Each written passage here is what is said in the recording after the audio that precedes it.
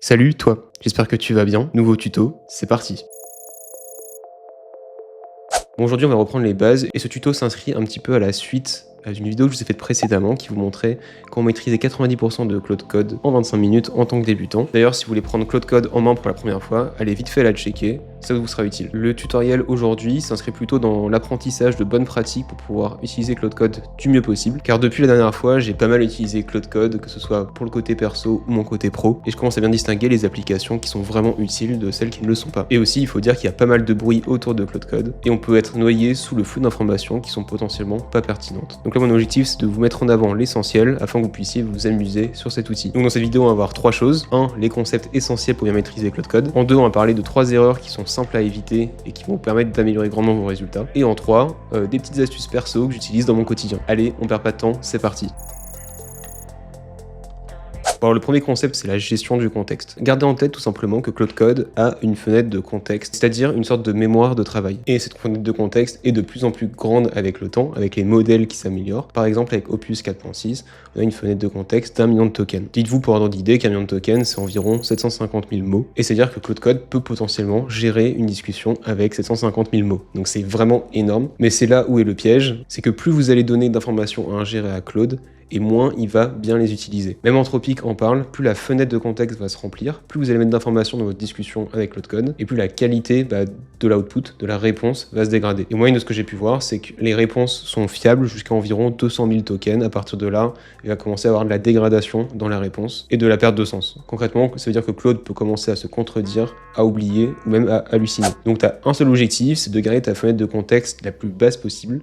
Donc pour ça, il y a plusieurs possibilités. Premièrement, c'est être très précis dans les prompts que tu donnes à Claude. Pour faire simple, si tu dis à Claude, il y a un bug dans mon app, dans ces cas-là, Claude, qu'est-ce qu'il va devoir faire? Il va devoir rechercher toute ton app dans n'importe quel registre. Il va devoir chercher où est-ce qu'est l'erreur, la trouver, quoi faire pour pouvoir corriger cette erreur, la corriger. Et en fait, il va faire plein d'actions qui vont bouffer tout simplement votre fenêtre de contexte. Tandis que si vous dites, ok, j'ai une erreur de type temps dans telle partie de mon app, dans ces cas-là, ça va restreindre grandement ses recherches et ça va limiter le remplissage de la fenêtre de contexte tout simplement. Ensuite, second outil, c'est le /compact. Quand vous rentrez /compact dans la discussion avec Claude Code, en fait, ce qu'il va faire, c'est qu'il va résumer tout l'historique de discussion et garder uniquement l'essentiel. Donc comme les décisions d'architecture, les bugs en cours, les décisions importantes, et il va retirer tout ce qui est futile. Dès que tu sens que ta fenêtre de contexte a dépassé un certain nombre de tokens ou que tu as eu beaucoup d'échanges avec lui, tu peux faire ça. Par contre, attention, du coup, vu qu'il résume en fait l'historique de discussion, tu vas perdre potentiellement une partie du fil. Et enfin, le dernier outil, c'est le /clear, et là, tu repars dans ce cas-là sur une discussion de 0, tu vas vider toute ta fenêtre de contexte, et tu repars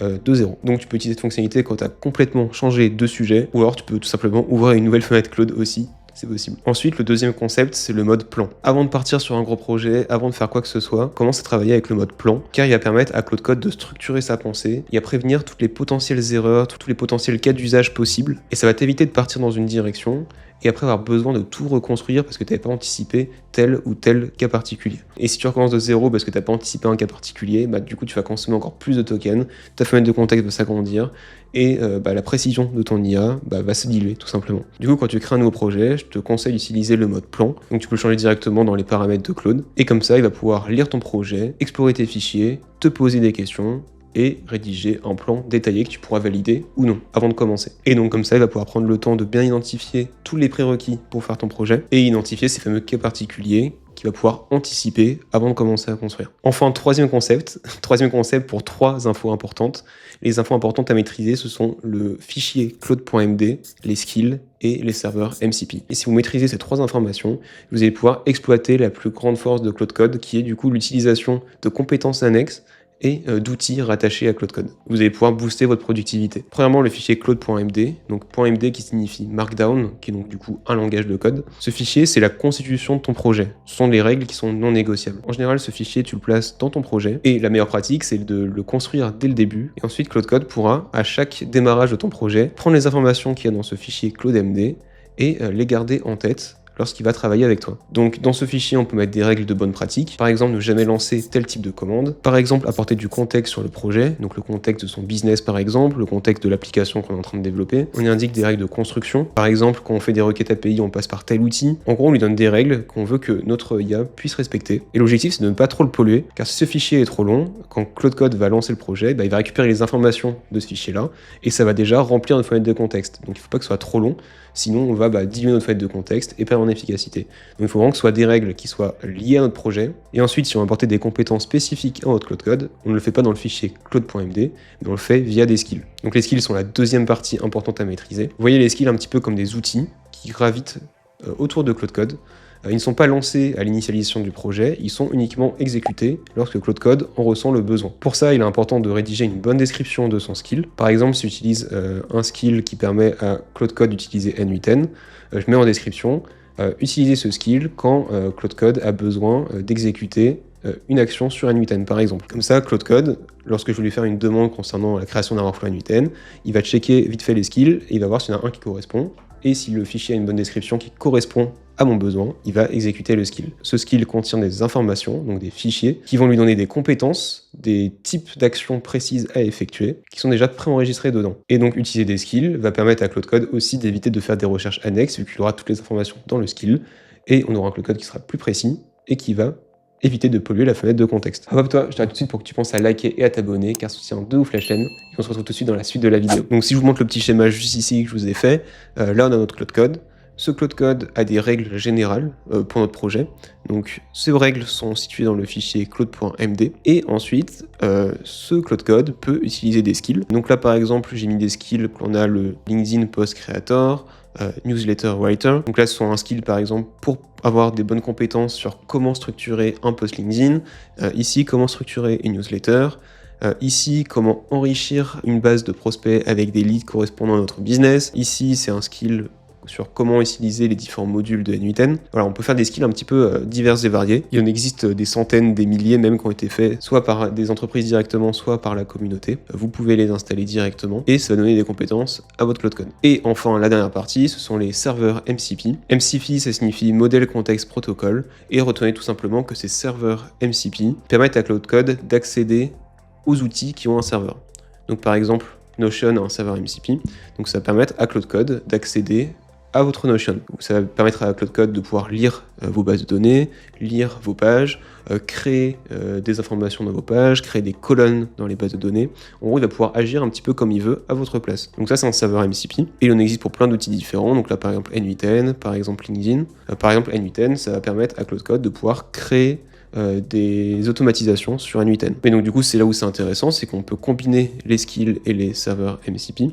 Si par exemple, je crée un skill qui donne des compétences N8N à Claude Code, avec par exemple des informations sur tous les modules, par exemple sur quelles bonnes pratiques appliquer en fonction de tel cas, et bien en fait, je peux dire ensuite à Claude Code, génère-moi un workflow N8N pour générer, je ne sais pas, des prospects par exemple, et dans ces cas-là, il va faire appel au skill, le skill va lui donner les compétences N8N, et grâce au skill, il va savoir qu'il doit aussi utiliser le serveur MCP pour pouvoir créer des automatisations N8N. Donc là, on a une sorte de boucle vertueuse. Et vous pouvez aussi indiquer dans le skill de N8N, par exemple, si le skill N8N est activé et que Claude Code apprend des choses de la discussion, dans ces cas-là, faire en sorte d'enrichir le skill. Voilà. Ce sont des choses qui sont possibles.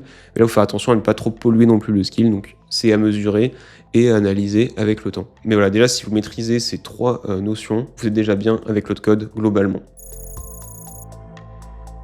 Donc là maintenant on va parler des erreurs que je vois sur Claude Code et qui sont faciles à éviter pourtant. La première erreur, je vous en ai déjà parlé un petit peu, c'est le fait de trop remplir son fichier claude.md. Vous pouvez vous dire dans un premier temps, ok, c'est super, ClaudeMD c'est mon fichier de paramétrage de Claude, donc je lui donner un prompt super précis, il va me donner des résultats qui sont super comme ça. Mais le problème c'est quand tu fais ça, tu vas avoir un fichier qui va être super long et qui va rentrer dans ta fenêtre de contexte directement parce qu'il va être chargé au début de chaque nouvelle session. Donc l'objectif c'est de rester très simple dans tes instructions et d'éviter le paraphrasage en dupliquant tes instructions. Donc tout simplement ce que tu peux mettre dans ce fichier claude.md, si par exemple tu crées une app, tu peux indiquer la stack utilisée, tu peux indiquer la structure de tes dossiers, des conventions de nommage. Si, comme moi, tu fais de l'automatisation sur N8N, pareil, on est plus sur les outils qui sont connectés à N8N, on est plus sur de la structure de projet, structure de dossier. Et encore, par exemple, si tu fais de la création de contenu, tu as des informations plutôt sur ta façon de parler, donc le ton de ta voix, par exemple. si tu tutoies, si tu vois. Des informations ensuite sur la langue, donc le contenu en français par exemple. Et enfin, quel est ton type d'audience par exemple, c'était plus sur des entrepreneurs, c'était plus sur des particuliers, etc., etc. Et en gros, tout le reste, les instructions qui sont hyper spécialisées, les patterns de code, et bien tout ça, tu les mets dans des skills pour ne pas polluer ton contexte initial et en faire appel uniquement quand on a besoin. Ensuite, une des choses que j'ai appris dans une de mes précédentes vidéos,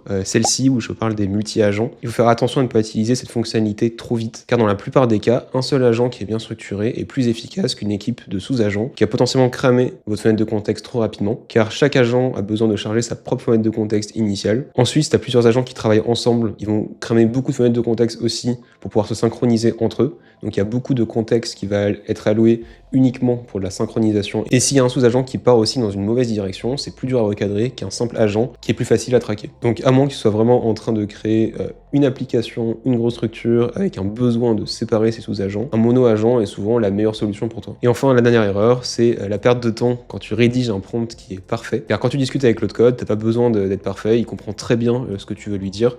Donc tu peux juste discuter avec lui simplement, sans en faire des caisses, avec par exemple tu es un expert sur N8N, etc., etc. Normalement, si tu as bien construit ton fichier claude.md, tu as tes skills qui sont présents, il sait comment travailler. Et comme ça, tu perds pas de temps à construire des prompts super précis à chaque fois. Donc si tu veux retenir ça dans tes prompts, passe du temps à bien lui expliquer le contexte pour limiter justement ses recherches et donc le remplissage de la fenêtre de contexte, plutôt que de perdre du temps à lui définir un rôle qu'il sait déjà.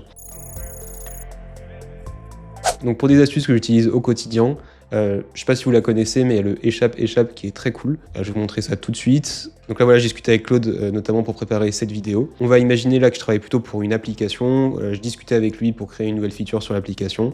Et on se rend compte qu'auprès de 20 minutes de discussion, la feature, au final, ça partait nulle part. Au final, c'est pas possible de le faire, c'est trop complexe, etc. Et je veux qu'il oublie cette fenêtre de contexte pour repartir précédemment dans la discussion. Et je veux pas qu'il soit pollué avec toute cette nouvelle feature qui, au final, ne fonctionne pas. Et donc, pour ça, ce que vous pouvez faire, c'est appuyer 2 fois sur échappe. J'appuie 2 fois dessus. Et je peux dire, ok, voilà, Claude, viens, on repart dans cette partie de la discussion, juste ici. Et comme ça, si je clique ici, il va oublier toute la suite, tout ce qui s'est passé par la suite. Et on peut reprendre sur des bonnes bases avant de partir en digression pendant 3 heures sur une nouvelle fonctionnalité. Donc ça, voilà, c'est quelque chose que j'utilise assez fréquemment. Quand vous testez quelque chose, vous voyez que ça ne fonctionnait pas, plutôt que recommencer une nouvelle fenêtre de discussion et perdre le contexte, retournez plutôt dans le passé de la discussion en oubliant ce que vous avez fait la dernière heure par exemple. Ensuite, deuxième astuce, si vous déployez une application, vous travaillez avec GitHub notamment, ce que vous pouvez faire tout simplement, c'est quand vous relancez une session, au lieu de lui rappeler tout le contexte, vous pouvez juste lui dire Claude, résume-moi les commits récents que j'ai fait sur GitHub concernant ce projet-là. Claude Code va ainsi récupérer les commits que vous avez fait concernant votre projet et voilà, être à jour directement et vous pouvez reprendre la construction de votre projet. Et enfin, dernière astuce, c'est le / by the way. Ok, donc là on se retrouve dans Claude Code. Cette commande, elle est vraiment très utile, mais par contre pour l'instant elle ne fonctionne que sur le terminal. J'arrive pas à la faire fonctionner encore sur l'application Claude Code dans Visual Studio Code. Mais dans le terminal, voilà, vous pouvez, quand vous travaillez sur un projet, vous pouvez taper / by the way, voilà comme ça. Vous faites espace et ensuite vous pouvez taper votre question. Et l'avantage, c'est que ça va permettre à Claude Code de répondre à votre question en ayant accès à votre fenêtre de contexte, donc à tout votre projet, sans pour autant stocker cette réponse-là dans la fenêtre de contexte. Donc ça ne va pas polluer votre session. Et en même temps, vous pouvez quand même poser des questions sur ce que vous êtes en train de faire sans polluer. Donc c'est vraiment quelque chose à utiliser fréquemment quand vous ne comprenez pas quelque chose, etc. sans avoir à remplir sa fenêtre de contexte. Donc voilà, en gros, travaillez avec des questions normales pour avancer dans votre projet.